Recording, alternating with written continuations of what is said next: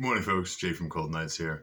I just kind of wanted to preface this little review and showcase I'm doing on Pokemon Violet and Scarlet with something that makes me kind of sad. When I first started playing the game, I was enjoying it, and I was posting pictures, screenshots of the things I really enjoyed and the characters I really enjoyed in the games. Multiple times on Twitter, I had people absolutely blow up my posts with some kind of bizarre Nintendo derangement where they just couldn't let go that there was issues with the game. I even received DMs from people telling me to stop praising the game and showing frustration and anger at me for covering the game. Here's one thing about me that all of you probably know, but if you don't, you should. I do what I want. All right, I am my own boss. I am my own man, and no one's going to tell me what to do anywhere, but definitely not when I'm playing games. So this review is for you guys. Yes, the game isn't perfect, but I love this game, and you can't make me not. Enjoy the review. In Pokemon Violet and Scarlet, you leave your idyllic home and head to the big city to attend the Uva Academy. Along the way, you make quick friends with the series' greatest rival to date, Nemona. You also develop close relationships with the director of the academy, the nurse, and many of the teachers. And you come to find out later in the game that many of them are trainers, and even some of them are gym leaders. The director tasks all the students with finding their greatest treasure, and you have 3 branching storylines to do just that in. One storyline involves hunting down the Titans, Pokemon that have eaten the Herba Mystica, a legendary plant, and become gigantic monsters. This story is quite sad as it plays along, and you find out that your close friend Arvin's reason for pursuing the Herba Mystica is to help his critically ill Pokemon, Mabosstiff. It's definitely a heartwarming story. The second storyline involves a group of students who have formed a Team Rocket-esque Team Star. In the beginning, it seems like they may be bullies, out to harass and bother students, but as the story plays out, you quickly find out that is not the case, and again, it's another heartwarming tale. The third branch is your traditional rivalry, this time with the awesome Nemona, and your pursuit of becoming a Pokemon champion.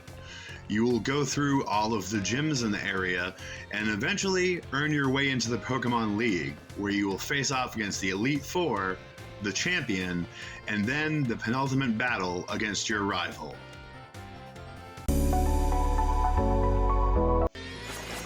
No Pokemon game would be complete without its own version of Team Rocket. Team Star fits that bill perfectly. Comprised of outcasts from the local Pokemon Academy, we explore their motives and reasons behind what they're doing. Are they bad? Are they good? Is what they're doing justified? But it sure is a varied and interesting cast of characters as shown here. When we first meet Arvin, he seems like he's actually kind of a jerk. But as the story progresses through the Titan's quest, we see that Arvin has his reasons for doing what he's doing. He's trying to save his sick dog.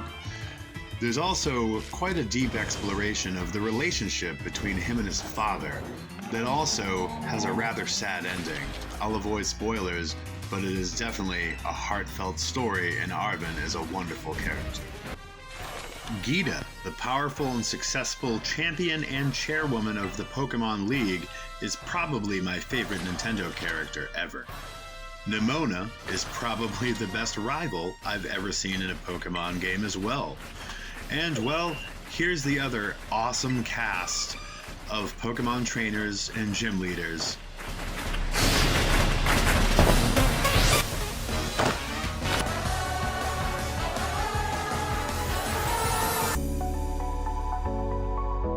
That lovely Pokemon Center music.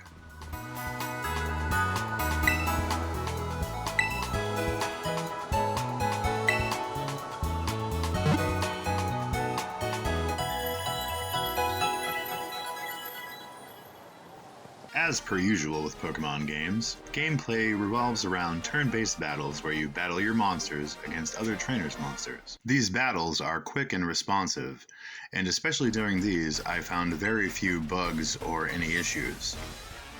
The game also introduces a new mechanic called terastallization, where your Pokemon takes on a second elemental affinity. This can enhance their current affinity, or it can make them strong or weak to another set of Pokemon elements. This is a fun system to play around with, and there are near endless combinations, as later in the game, you unlock a way to change your Pokemon's terastallized affinities. As you can see here, Dansby, our beloved Honchkrow, has a secondary flying affinity, making his original affinity even stronger. Unfortunately, this gym trainer's Ursaring has Bug type as its secondary, which will end in its demise.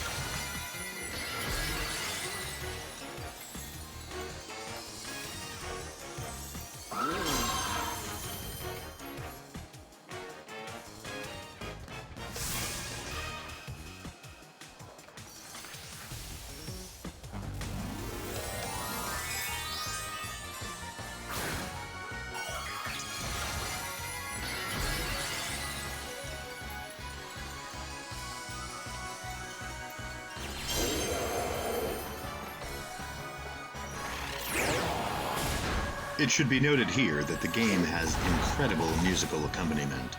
The songs and arrangements add incredible depth to the gameplay and truly enhance the environment and fun that you experience while playing.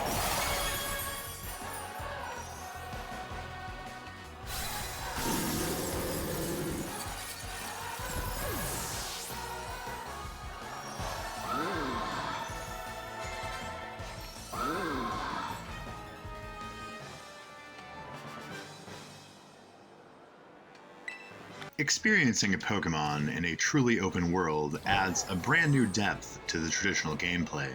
Sure, the world isn't as beautiful as, say, Xenoblade 3, but it is very nice looking and can be very fun to climb, run, and glide through. Many open world games suffer from giant, vast, open, empty expanses. But with all the terrestrial Pokemon challenges and the various different types of Pokemon and the ever-present sparkly hunt in the open world, it certainly adds an allure to exploring and enjoying the open world the game has for you. My time with this game has truly been a joy, and though there are obvious frame rate, graphical, slowdown issues, the game is truly a joy, and I would give it a 9 out of 10 and would recommend it to anybody.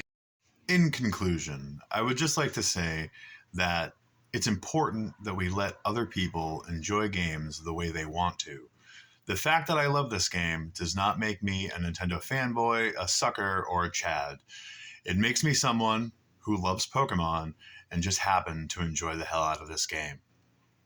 Remember that, folks. Let people have their fun. And as always, thank you for watching, and stay creepy.